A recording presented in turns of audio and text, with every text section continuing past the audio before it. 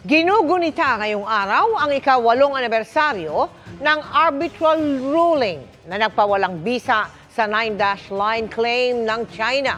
Sa kabila niyan, patuloy pa rin ang pangaharas ng China sa dagat. Nakatutok si Joseph Moro. 8 taon na mula nang manalo ang Pilipinas laban sa China sa Permanent Court of Arbitration sa usapin ng West Philippine Sea. Pero hanggang ngayon, hindi ito kinikilala ng China na ang pagmamatigas humantong sa marahas itong aksyon sa Ayungin Shoal noong June 17. Nag-uusap na ang Pilipinas at China sa ilalim ng bilateral consultation mechanism kung saan pareho nagsabi ang dalawa na magde-de-escalate o magpapahupa ng tensyon. Walang masyadong detaling lumabas tungkol sa meeting. Ayon kay Foreign Affairs Undersecretary Maria Teresa Lazaro, tuloy-tuloy ang ugnayan ng dalawang bansa. It's work in progress. Pero kung igigit daw ng China na magpaalam o bawasan ang mga rotation and resupply mission sa West Philippine Sea, if China imposes na parang magsabi naman kayo. Agree to that.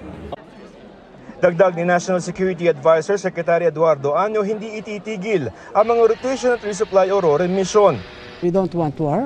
RORE will continue. As the President said, this is regular, routinary activity because it is our right to resupply our troops in BRP Sierra Madre no matter what happens. Ayon kay National Security Advisor Secretary Eduardo Año, hindi lamang piraso ng papel ang arbitral award na napanalunan ng Pilipinas laban sa China na nagpawalang bisa sa 9-dash line claim nito. Sa talumpati ni Año sa harap ng iba't ibang ambassador sa paggunita sa ika-8 anibersaryo ng arbitral ruling, sinabi niya na sentro ito ng polisiya ng foreign affairs at security ng bansa. Ito raw ang dahilan kung bakit tuloy-tuloy lamang ang mga operasyon sa West Philippine Sea. There are many ways how to enforce the law. We will not be deterred in continuing to rotate our troops and to provide them with appropriate supplies. Dumalo rin sa pagdiriwang ang mga ambassador ng Amerika, France, Canada, Japan at Australia na suportado ang posisyon ng Pilipinas. Pinasalamatan ng Australia ang Pilipinas sa paghahain ng kaso laban sa China dahil ito raw ang naging basehan ng ibang bansa para sa kanilang polisiyang pangseguridad.